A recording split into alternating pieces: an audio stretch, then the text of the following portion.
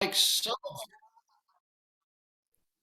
like some of you from River Road and elsewhere, and a growing number of people around the country, I happen to be over 60 years old.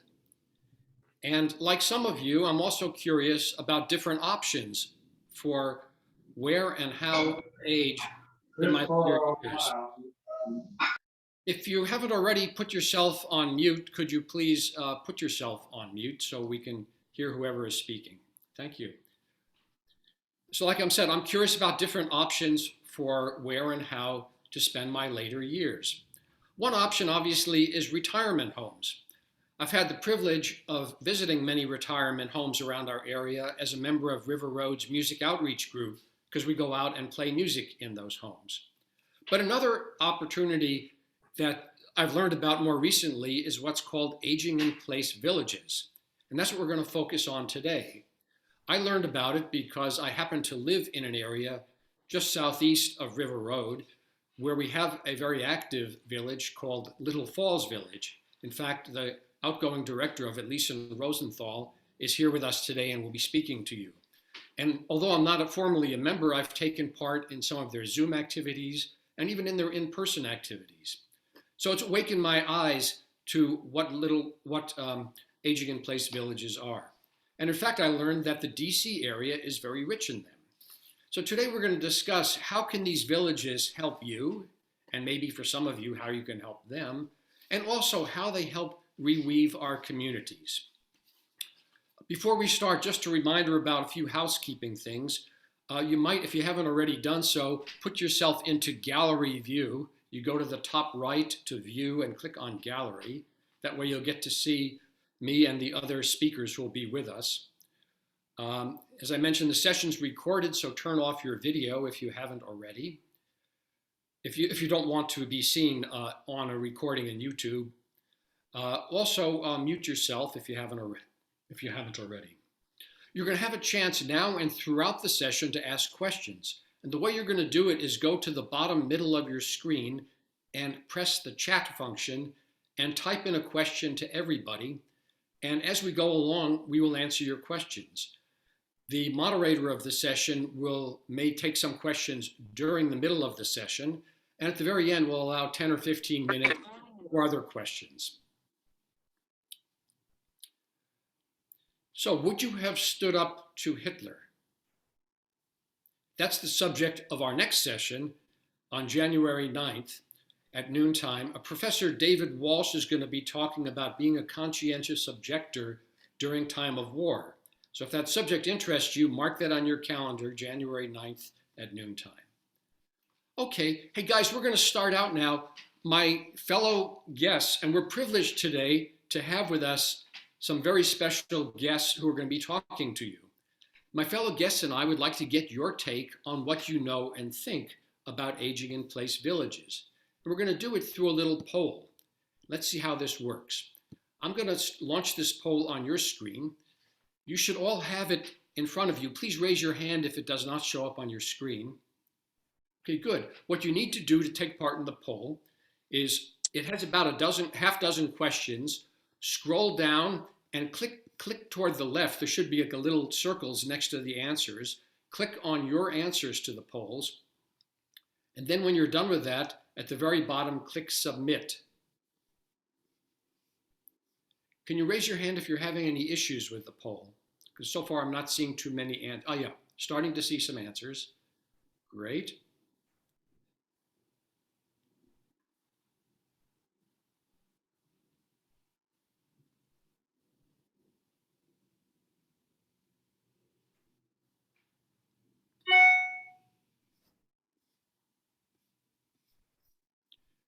In a moment after you've finished answering, we're going to end the poll and you'll get to see what your fellow members have voted. Take about 30 more seconds, finish up the questions. There's about a half dozen. Scroll down. If you're like me, you may need some help. Put your cursor over the poll, and if you have a laptop, just move it up and down with your fingers on the keypad.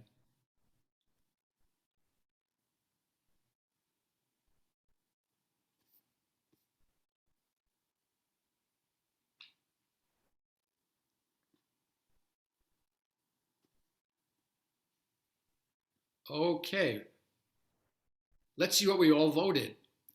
For those of us who voted, it looks like for that first question, where we live, 60% of us voted we live in Bethesda, which is good because we have 2 representatives today from, aging in place villages in Bethesda. Elsewhere in Montgomery County, we'll talk about those as well because we have an expert from Montgomery County who's going to be here. We don't have anyone explicitly from DC and Virginia, but what we talk about today will be relevant to you guys too. Second question, I know what aging in place villages are and what they offer. It looks like just a little over half of us agree or strongly agree with that, and many of us are neutral or disagree. So presenters, it's your chance to enlighten us. How many of you know an aging in place village that serves your area? It looks like only 40% of you claim you know an area that serves your village. You might get a little more clarity on that today. Are you a member of an aging in place village? What? Nobody is. While the rest of us are not or maybe thinking about it. And finally, the fifth question, these villages have advantages over retirement homes or aging at home without them. It looks like actually about 60% of you already agree or strongly agree that it does.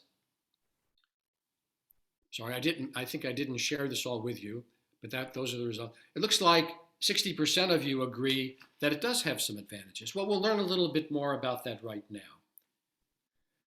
So without further ado, what I'd like to do, we're really privileged today to have a star-studded cast, and the lead from the cast, who I'm going to introduce to you next, she will introduce the other speakers. The lead from our cast is a woman named Pazit Aviv, Pazit, P-A-Z-I-T, who's going to be the moderator through most of the session. Pazit happens to be the Montgomery County coordinator for aging in place villages. Now show your hands. How many of you knew we even had a coordinator in Montgomery County? I didn't. But Pazit works with grassroots communities around Montgomery County to develop these villages. And her results have been impressive. Since she took that job 7 years ago, would you believe the number of such villages has nearly tripled? It went up from 11 in 2014 to 29 today. I had no idea we had 29 villages here in Montgomery County. Pazit previously developed other innovative programs for older adults, including programs about the arts and age and healthcare. She lives near us in Silver Spring, and she holds a master's degree in social work with a focus on aging. Pazit is joined with us by directors from 3 of the villages in Montgomery County, who Pazit will introduce to you. And just a reminder, as you go along today, feel free to ask any questions using the chat function. Go down to the bottom middle and type in your question to everybody in chat, and we will get to your questions either during the middle of the session or at the very end. So with no further ado, Pazit, I turn it over to you. Thank you, John, for a lovely, lovely introduction, and happy Sunday to everyone who had taken time off their weekend to join us and learn a little bit about villages. And we also hope to have a conversation about your perspectives as well. So the way we decide we're going to do this presentation is I'm going to talk about the big picture, sort of bird's eye view on why we're even having this conversation. And then we're going to have 3 distinct villages share their work with you so that you'll get a flavor of what it means to be a part of the village movement. I'll be sharing my screen so I can start. All right, do you see my screen? All good? Technology success. Yes, we're already on a good footing here. So why is this not moving? Of course, I was too confident about it. There it is. Okay, so the first thing we're going to talk about is the premise that we have to have when we begin a conversation about villages, and that's bucking the trend or countering the nomenclature on what aging is and how people see aging. Because I'm sure, as you all have seen, there's lots of ageism running around, and people have perception of aging as this big problem, as a challenge. But in fact, when you talk to most people who are aging, and the data and this research as well show that aging is really far from being a negative power in our life, but it is a force for good. Because aging is more an opportunity for us to grab on than a crisis. Aging population are a solution to many of our societal issues and not our problem. Aging is our asset and not our burden. And aging is a resource rather than a drain of resources. Overall, aging individuals are a group that can make social, economic, cultural, and spiritual contribution, rather than simply being an expanded part of our population. And indeed, when you think about aging in most professional setting, people think about the needy, the frail, the people that we need to extend our hand to. And that's not to say that there are some people who need that, but we're going to turn the conversation on its head and say aging is our key source of strength. And then we're going to talk about aging in place. And that's one of my favorite cartoons of all times. And for those of you who are joined by phone, I will read this over. So there's two men sitting on a bench, and one says, they sat me down and said, Pops, we need to talk about aging in place. And I said to them, aging in place of what? And that is indeed their conversation. Aging in place of what? Because John had mentioned retirement home, and we can have that conversation at some point, but currently we're talking about what does that mean to age in place? So for most people, aging in place means just keeping on whatever they've done so far. Like I've been doing this for 30, 40 years, I'll just move ahead in the same kind of status quo. But in fact, it should be anything back. It should be a call to action. What does that mean for us as individuals, but also for us as communities to age in place? Because once you start asking that question, a lot of different sub-questions come to mind. For example, our built environment, both in our homes and outside. Our home accessible if there is some temporary disability or long-term disability? What about public spaces, benches, bus stops? Are they equipped for people who need some place to rest and shelter? Do we have sidewalks? And so all these conversations go under built environment. The health component of our life, I think increasingly we recognize there's significant shortage of well-trained, well-paid staff to manage the aging population, both in terms of geriatrician as well as home care workers. But also, do we as individuals have the necessary knowledge and access to resources to ensure that we are healthy as much as we can? There's a question around mobility. How do I get around where I need to go to? What happens if I no longer want to drive? Do I know what solutions are out there? Do I have the personal solution and resources, but do we as a community have mobility solutions for people? The big elephant in the room, financial. Well, I don't know if you know, but AARP had done some research on most older adults over the age of 65 don't necessarily have enough finances to help them age comfortably. And the biggie for us, and that's why I left it to the last but not least, is this social. I think many of us have recognized that the social component of our life have been overlooked as a country, as communities. And now we're going to take a very deep dive into what does that mean to have a nice social network around us. So this following slides come out as a result of many conversations I've had with many people all over the county and beyond. And I'm talking about our lost social infrastructure. And it's really interesting that I'm talking to you guys at a church, because it seems to me that if you've been a part of River Road Church for a long time, some of these things might not resonate with you. Or it might, because these conversations around lost social infrastructure are relevant both in terms of our faith connection, but also in terms of our neighborhoods. And what we're seeing is that we've built neighborhoods without thinking about community much. Think about your quintessential neighborhood place where most of the neighborhoods don't necessarily have sidewalks, and people's homes are built in the back of their lot, and people entertain their friends and guests either in the house or in the back in a deck. And so to find a neighbor, you need to work really, really hard. We also didn't create physical spaces to come together. So it's really difficult to find this informal way of connecting and building relationship with your neighbors and friends. In addition to that, our two-income economy created a vacuum in the neighborhood. People go to work every day. Now with COVID, that's kind of changed, but you're still at work in the office, even if it's your home. And there's a little sense of knowing your neighbors, of taking the time to get to know people around you. People either are at the hub work of their lives or the inside, like nuclear family. So when you retire, both your social network at work and your little nucleus family have gone away. And many people look around and say, wait a minute, where are my relationships? My kids are far away. I'm no longer working. Who are my social networks? And we as a country, as a community, as a civilization, I think have forgotten the value of community. It's not a frivolous thing. This is not, it shouldn't be an afterthought. It is an essential part of our humanity, that we build our relationship. And we have disinvested in our communities. And so that's where villages come into play.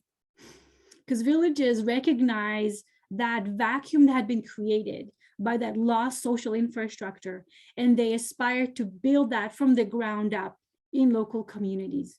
That is what villages are at heart of it. They do a lot of different things.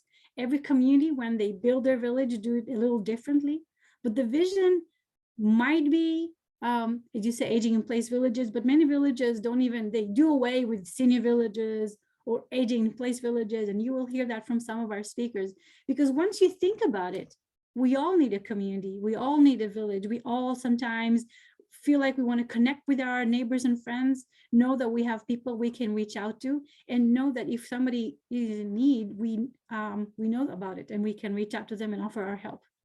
So a village is just neighbors helping neighbors, building that network intentionally. And each community builds its own unique model.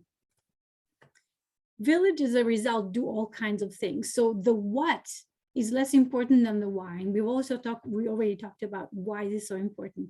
And so this is a little slide, and these are all villages from, the pictures is from Little Falls Village at the top, I believe, Tacoma Park at the bottom. See, this is a volunteer offering a ride at the center of this set of photos, and that's a social event at the Tacoma Park Senior Center. And so they offer a lot of opportunities to connect. They offer these social activities, large and small, and you will hear more about it. They also have volunteer help, and the number one request for help in most villages is transportation to all kinds of activities, whether it is medical or non-medical, social. Villages offer limited in-home help. They're not going to be your home care worker. They're not a 24/7 solution, but they definitely can help you in times of a crunch. Some villages offer all kinds of tech help. Now in times of COVID, that's particularly important. They check in with another, and they do a whole host of other things. So this slide is just to give you a taste of it, because the villages are going to talk more about that later on. And so why are villages so critical? In my mind, this is kind of the crux of it, because they are local community organization for the people, by the people. They're a little exercise in democracy. There's a little bit of an erosion, I believe, of our democratic institutions overall, and villages remind us what it's like to build an entity that is for the people, by the people, in a hyper-local way. As we've said, they reweave the social infrastructure for young and old. This is a way of reconnecting with people locally. And they also allow people this unique combination of self-determination. I age in the way that I'd like to under my own terms, but I still remain connected to my community. And villages have become a vehicle for social change. They take on all kinds of causes, whether it is aging related or otherwise, and they do a lot of good in their communities. They're also very flexible, and they change and evolve. And COVID has been a great example to how things started one way and people shifted and pivoted and did things that would make sense during time of COVID. So how do you find your villages? So I question there. So I have 5 links here, and I don't know if I have time to go all over them right now, but for example, we will share this slide. So this is the first one. There's so many people in Montgomery County. I think I'm going to have to share a different screen so that you'll be able to see it. Hold on one second. Stop share. There you go. This is Montgomery County Villages. This is a few pages that I maintain on the website, and there is an interactive map which allows you to enter your address right here at the top. And these are all the different villages in the county. They're all color coded. and each one is sort of marked in a way that allows you to see the particular link to that village. So this is Potomac Community Village, for example. You can click on this link and it will take you there. So that's how you find. Might you be able to copy that link and put it in the chat for the audience? Thank you. So while I'm talking, I will just show you these things, and while the three other villages will talk, I will share both these links as well as their information. So this is one. For DC folks, there is a map on the DC website. There it is. This is DC. There's a very robust village activity in DC. The Virginia do not have a map, so I have nothing to share, but I have a link of a little blog post that came out just a few days ago with some contacts for people in the Fairfax area. In addition to that, there are a couple of organizations that help organize villages in the area. There's the Washington Area Villages Exchange, and they also list the villages to the best of their knowledge. Our villages, you see that? All the villages, District of Columbia and Maryland. Ooh, lots of villages in Maryland and Virginia. And last but not least is the National Village to Village Network, which is an umbrella organization for all villages in the country. And they also have a map, which you can find if you have members of your family or friends that live outside this area, and you want to learn if there's a village in their area as well. So that is, village map under About. And this is the National Village Map. So I will end here to give time to our other wonderful speakers, share their stories, and we will have time for Q&A later on. While they talk, I will put some links on the chat so you can browse at your leisure. I can also share the PowerPoint. That would be a more coordinated, organized way for you to digest the information. So now we're gonna turn it to Little Falls Village. Lisa Rosenthal, who is, I think tomorrow is your last day, in 2 days, very soon. Not yet. She'll say she's counting the days and the hours and the minutes. Lisa Rosenthal and Lisa Owen will represent Little Falls Village. Lisa Rosenthal is the executive director. Later on, we'll have Elizabeth Haile, executive director of Bethesda Metro Area Village, and Abby Sims, who is the founder of North Chevy Chase Connections, and you're the current president, founder and president of North Chevy Chase Connections. So let's turn it away. Go ahead, Lisa. Okay, thank you, Pazit. And I should also mention that Pazit is our brand leader, and she pulls together, as the coordinator, Pazit pulls together all of us in Montgomery County, which has been particularly busy during the pandemic years, for sharing best practices. We have regularly scheduled meetings with the leadership of the villages. So Pazit is the hub where all of that happens, as well as in services throughout the year. A lot. I think at one point we might have been Zooming a couple times a week during the pandemic. So I'm Lisa Rosenthal. I am the current executive director at Little Falls Village, and you're going to have a chance at the end of my, after I'm finished, to hear from Lisa Owen, who is the incoming Little Falls Village executive director. LFV is Little Falls Village is one of the Montgomery County villages, and we are very active. And in our 9th year, we started providing services in 2013. And I'm going to tell you a little bit about our village so you can get a flavor, because each of our villages, as Pazit mentioned, are just a little different. We all share a shared mission, but we're all just a little different. So I want to give you a flavor of Little Falls Village. We are the village that John and his wife Pauline live in our service area. And actually, Pauline is an active, John's wife is an active volunteer for our village. And I'm happy to see all the participants at today's event. And we have a member from Little Falls Village with us today on the Zoom, and we have a volunteer with us. And we have also someone who is going to be a new staff person at Little Falls Village. So I want to welcome, you can see from that smile how excited she is about that, and we're excited. We serve the Bethesda 20816 zip code and the neighborhoods of Brookdale and Kenwood, and we have 207 members and over 100 volunteers. There are many ways to get involved with Little Falls Village. we are the village for this area. You could become involved as a full or a community member, as a volunteer, a business supporter, a board member, or a member of our relatively recent advisory team. All of the people on these groups are able to participate in all of Little Falls Village events, outings, and groups. And full members must live within the defined service area that I mentioned to you of the 20816 and those two surrounding communities. And they can also request services such as transportation, grocery shopping, errands, visits, assistance for low vision members, tech support, and much, much more. The majority, by the way, the majority of the community membership fee is tax deductible. And sometimes people join as a community member and then they have an upcoming surgery, or they decide they want to convert to be a full member because they anticipate that they will be having surgery and they need some transportation and grocery shopping and other services. And it's a very simple process to convert to a full member. Little Falls Village has a huge volume of services and events. During the current year-to-date period, we go by the calendar year, Little Falls Village has provided over 2,500 member services compared to over 1,600 in the year 2020, and has had over 5,600 attendees at our events so far this year compared to 3,500 over that during all of 2020.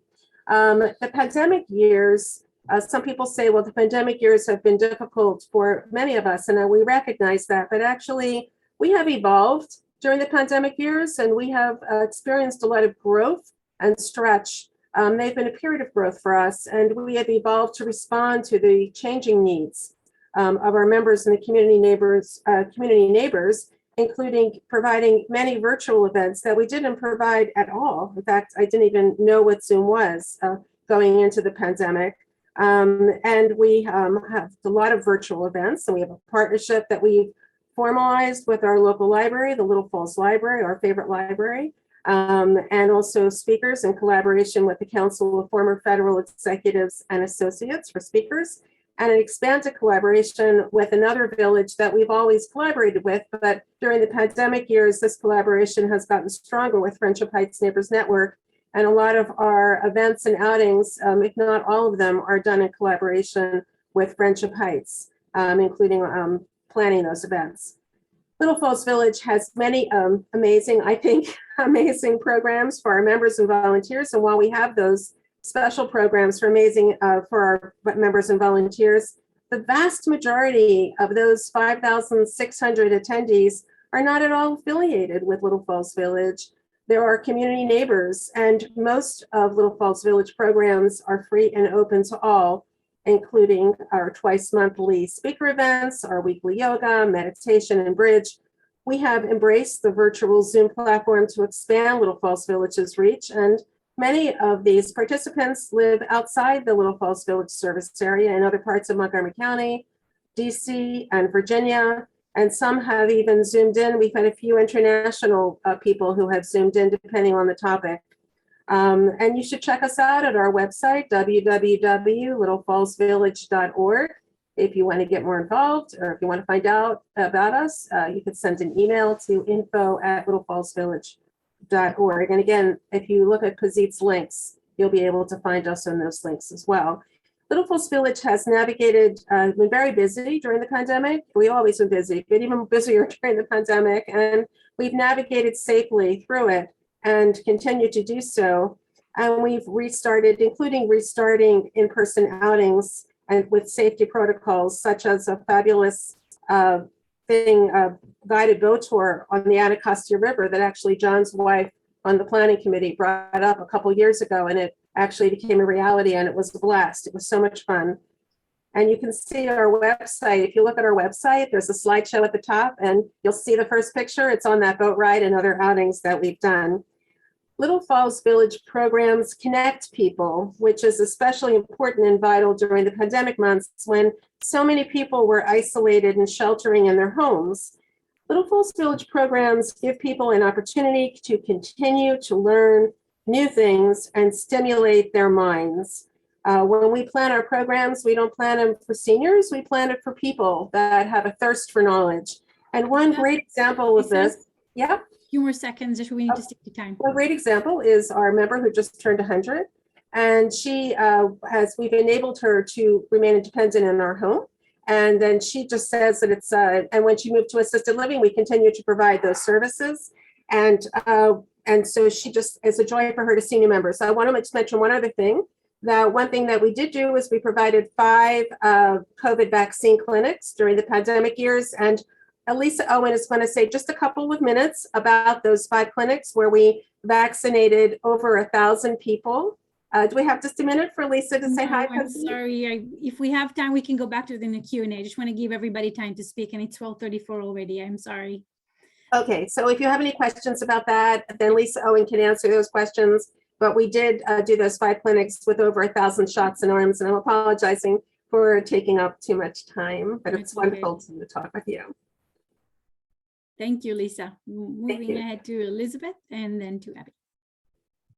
Okay, sure. Thanks. I'll be quick here. I am the director of Bethesda Metro Area Village, and we are cover the area that actually River Road Unitarian Church is in. Our boundaries go from River Road, where we meet with Little Falls, over to Old Georgetown Road and Wisconsin Avenue. We start up at Wilson and go down to where Little Falls starts at Goldsboro. And then we have other neighboring villages next to us, Bradley Hills Village, Chevy Chase at Home, etc. We all collaborate together, as Lisa was talking about during this COVID period, has really been a boon to more collaboration and us being able to invite members of all villages and the community to many of our events. And you're all really lucky to live in an area, no matter whether you're in Virginia or DC or Maryland, the Washington area Village Exchange or WAVE that Pazit put information on in the chat is a wonderful organization that lets us all collaborate. This DC area is one of the hot spots for villages. So you're all really lucky to live in this area. If there isn't a village serving exactly where you live, many of the villages, as Lisa mentioned, we offer memberships to people that live outside the boundaries. If you live somewhere that's not served by a village, you can still join Bethesda Metro Area Village, or there's other villages that do that as well. Our volunteer services, like Lisa mentioned, we do things in the home. What we like to say is we don't do things that you would normally hire somebody for. We do things that you would have asked your neighbor to do. When we had a community where you knew people and could just call somebody up for a cup of sugar, that's the kind of stuff we help with. So lifting things, carrying things in and out of the house, changing storm windows, and giving you a lift, whether it's to one of our events or to medical appointments, etc. And we increased the types of services we were offering during COVID, actually. We do have membership fees that are really reasonable, but we also offered subsidized or free memberships to those who need them. And I know that most villages offer that, and every village has a different fee structure. There was one question in the chat about whether all villages have paid staff, and no, they don't. And I will let Abby talk about that more because she's an all volunteer model. BMAV has paid staff. That's me. I'm one part-time person. And do everything as far as the trainings, getting people connected, all the advertising, all that kind of stuff, and plus our insurance that covers for volunteers who are doing services. So that's what our fees go towards, but don't let that put you off because we do offer subsidized memberships. You can get involved as a volunteer as well for any of these villages. I'm going to put my contact info in the chat. I would welcome you. You can be a volunteer even for more than one village. We don't have a huge volume of services. So if you service requests, so if you become a volunteer for BMAV, you may see, a couple service requests a week. There's never any requirement that you do a minimum number, but it is a great way to get to know some of the individual members. And of course, you can come to our events that are open to the public, which we hold every month as well, if you're just a volunteer. Many of our members are themselves volunteers, and that's the reason that they joined and in fact founded our village. We are celebrating our 5-year anniversary, and it was created by neighbors, on a grassroots level who just wanted to help each other. And so those people who are members or are helping lead our village are also volunteers themselves. So I welcome you to contact me if you'd like any more information, and I'll be happy to answer more questions at the end. Okay, I think it's my turn. I'm Abby Sims, and I am co-founder and currently president of North Chevy Chase Connections. As Elizabeth mentioned, we have a different model, and I will use a phrase that Pazit, who is our leader in every way, we could not exist without her. If you've seen one village, you've seen one village. Basically, everybody, every village, every community makes a decision about what kind of village they want to create and have in their community. In our village, we made a decision, number one, to be all volunteer, so we have no paid staff, and also that we would be multi-generational. Our feeling, as Pazit mentioned in one of her slides, is that young families need community as well and need assistance and need social events. And unfortunately, in North Chevy Chase, prior to the creation of our village, there really wasn't any citizens group or community group that was creating community-wide events. So to give you an example of what kinds of things we do, it's based on a survey that we took early on, and we were kind of surprised. We thought that people would really want services, number one, but in fact, the number one request was for social events. The second thing was for transportation, and the third thing was for referrals. There was no community-wide listserv at the time. We created one, so that answered the third thing, where peer-to-peer people can make requests. You all know how listservs work, but ours is unique in that it to our community. You cannot join the listserv or participate unless you are within our geographic boundaries. And it has created a very nice sense of neighbors helping neighbors, which is basically our goal and our mission.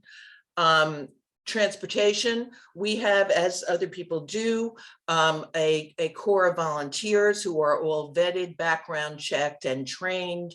And we have a relationship with the Village Rides, which is the Jewish Social Services Agency's subsidiary. There is a memorandum of understanding with the Department of Transportation, and we get a lot of support, both marketing and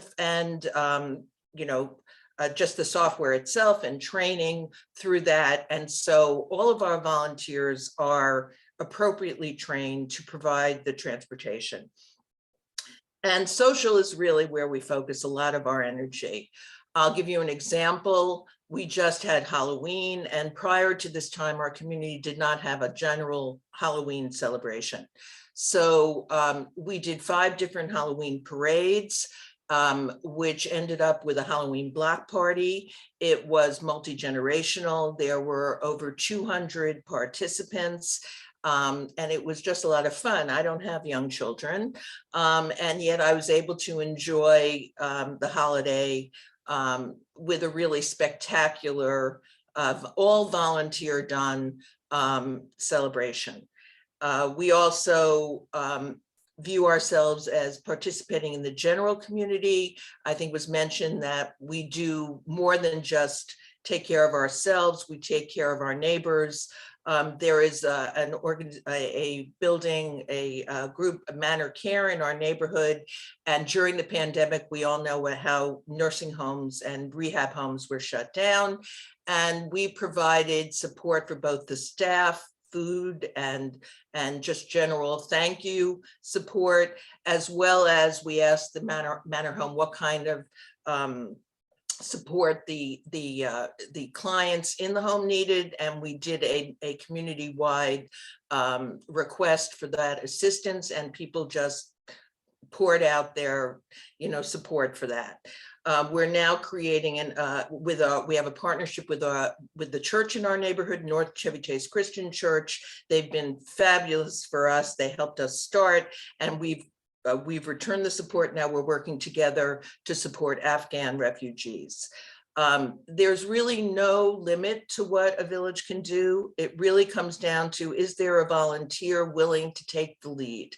And so we see ourselves as like an umbrella organization to support whatever the neighbors want. We have interest groups, we have a walking group, a gardening group, a kids and family group, and we just started an environmental footprint forum because people are so concerned about waste. So basically, and we have whatever, you know, I don't want to repeat what Lisa and what Elizabeth talked about. We all provide many of the same kind of speakers, and we also share them through Wave. We have a general directory of shared programming. So once you become a part of this movement, honestly, you can go to programming every single day with all kinds of very interesting speakers. One thing we do, I think, which is somewhat different, is we have a Distinguished Neighbor speaker series, because as we all know, we have fabulous people in our areas who have who are either in the process of their careers doing such interesting things. And this is a way for us to tell the stories. So honestly, it's my passion now. And I can't recommend enough that you consider getting involved at whatever level, either a volunteer attending these programming, the various programs that are offered, and join. I mean, we need your support. I kind of feel we have a very low low membership due rate because we are all volunteer, but we do have expenses, and the more members we have, the more we feel that we're involved in the community. So especially if you take advantage of the programming, seriously consider donating or becoming a member, because we all need your support. And I'm happy to answer questions.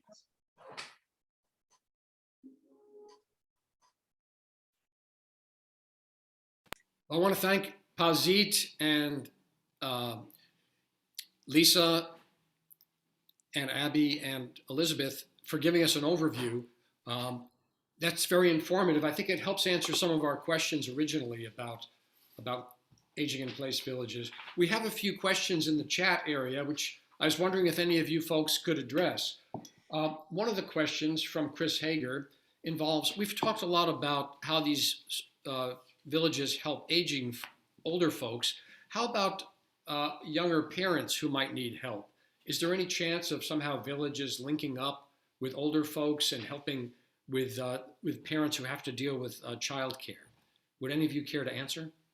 Well, I think I should probably start that and say that one of the things that we've noticed is that and that may be in existence in other neighborhoods as well, is that a lot of young families, certainly during the pandemic, ended up leaving DC and moving into our neighborhood.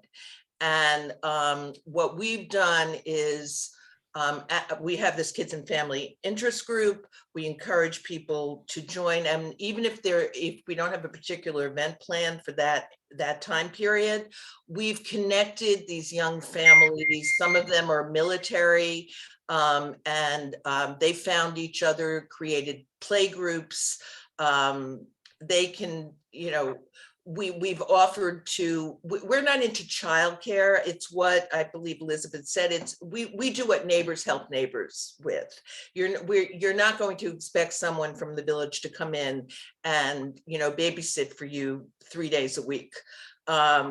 You would have to hire someone for that. But in an emergency situation, if someone needs childcare because they got stuck and someone needs to you know, go to the bus to pick up the kid, you know, those are the kinds of things that we can help with if a request is made. Although realistically, you can't really expect a village to be able to respond instantly to a request. We ask that people give us as much advance notice as possible. But yes, I mean, our village is multi-generational, and we are always looking for how to connect the generations, and we do try to plan our programming that way.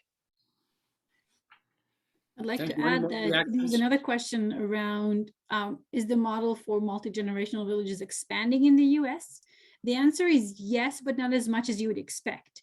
several villages in the county had begun their formulation early on, intending to be multi-generational, and have encountered challenges around participation of the younger generations, even in the very articulation of what you need.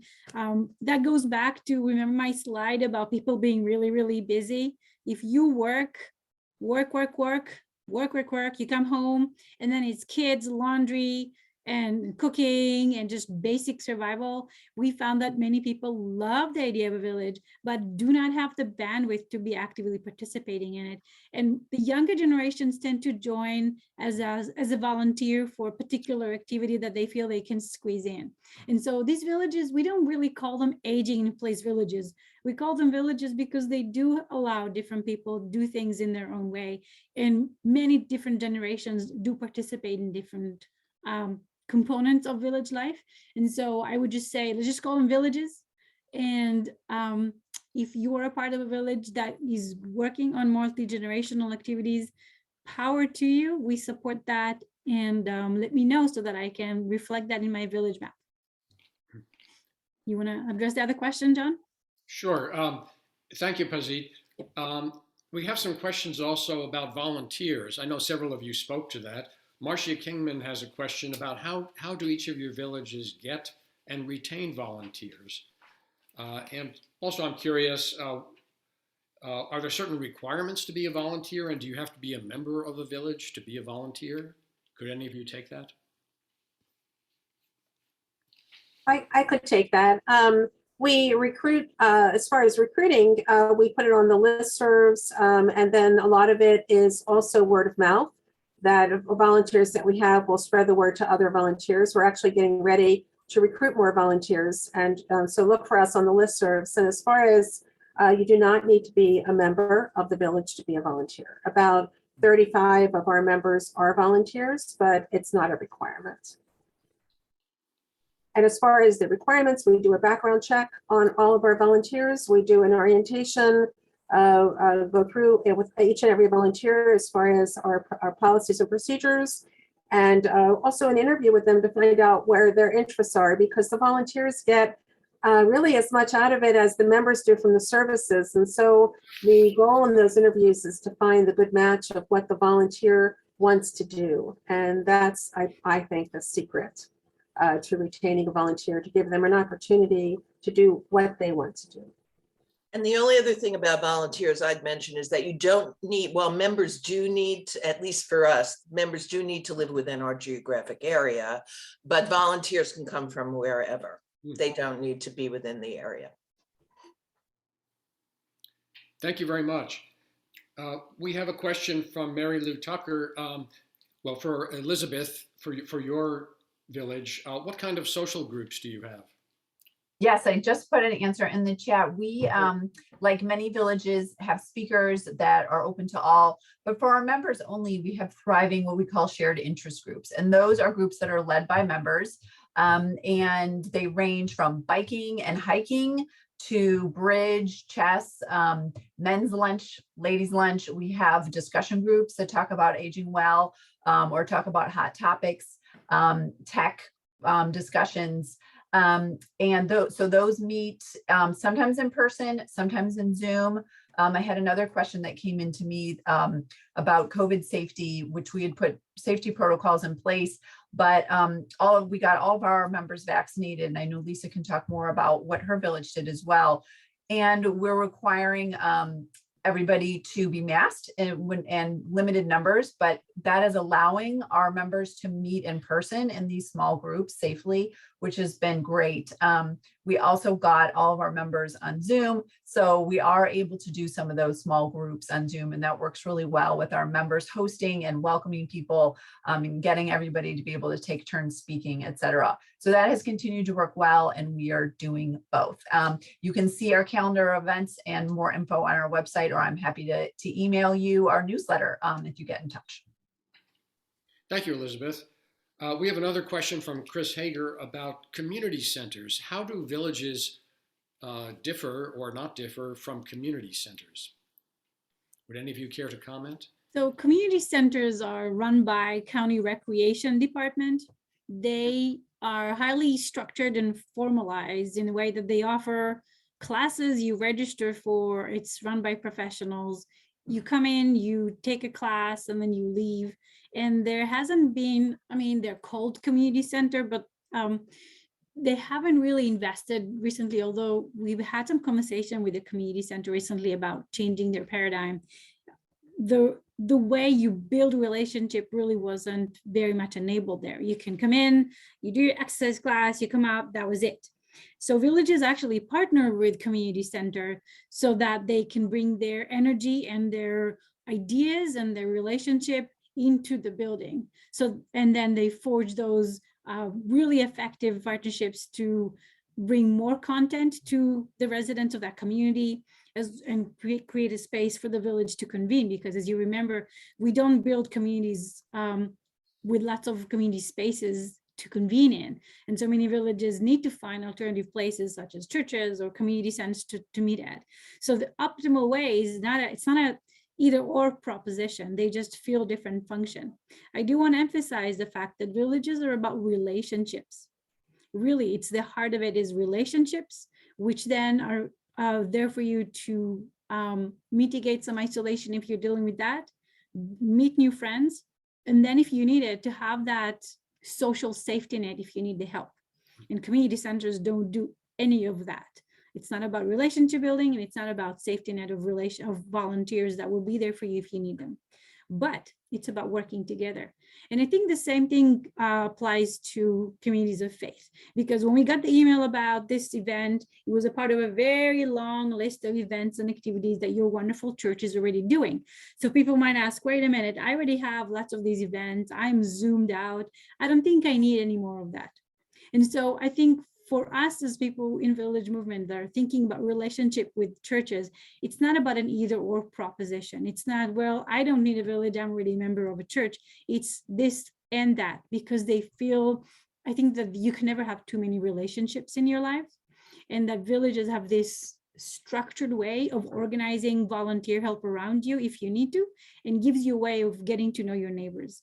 So it's something that I strongly encourage you all to get involved with. And John, there was another question you may have missed around funding, fee structure. There is indeed, yes. I'm going to, in fact, that was the next question I was going to. Okay, good. Before I do, just want to remind everyone, please check the chat for a lot of information that's being posted there. Someone asked whether the chat could somehow be preserved. I'm not sure about that. Maybe one of our experts, Carl or Loretta, would know. We can save it, yep. You can save it, great. There's a lot of good stuff on there. In any case, take a look now as well if you'd like to see some answers to some of your questions and some good information. Thank you, Pazit, about the fee structure. Some folks are curious about what kind of fees that your villages tend to require to be a member, and also what happens if someone doesn't have the money to afford such a fee.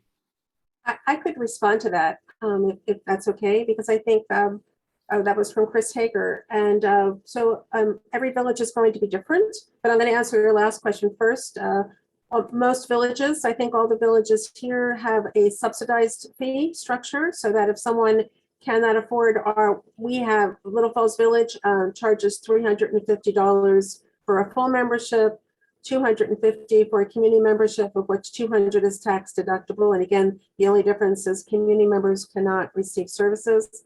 And then we have a subsidized Village Plus membership of $100. And we actually have one member who pays nothing. So that we don't want the fee structure to be a barrier for someone to be participating. And for our village, that Chris had asked about the distribution and where the money comes from. And again, it varies for village. For ours, about 45% comes from membership fees and dues. And then we have some grants. We have a grant from the county, Montgomery County. We're pleased to be one of the villages that gets that grant, and from Rotary and other grants, and then donations. And we might have 2 staff in the office, but we are both 30-hour employees that work a lot more than 30 hours, but we are paid for 30 hours. And we don't have a very fancy office. We don't pay a lot of rent, so that we have that's the budget essentially. So I hope that answers the question for our village. Thank you, Lisa. Did you want the rest of us to respond to that? Yes, if you could briefly. Okay, so we're all volunteers. So our household fee for the year is $50 per household, and we have a sustaining membership of $100, which is basically that you're just making an extra donation to show your support for the village. We also, no one has made the request because it is a rather small amount, but if someone could not afford it, we would absolutely give them a free membership. And we have about 110 households. At this point, at least for this past year, we're starting our membership campaign again, and most people renew.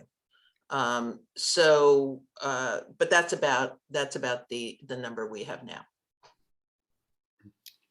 And similar to Little Falls Village, our social membership is $300. Our full services membership is $450. That entitles you to the volunteer provided services. And we provide subsidized memberships of $75 or free if necessary. Thank you.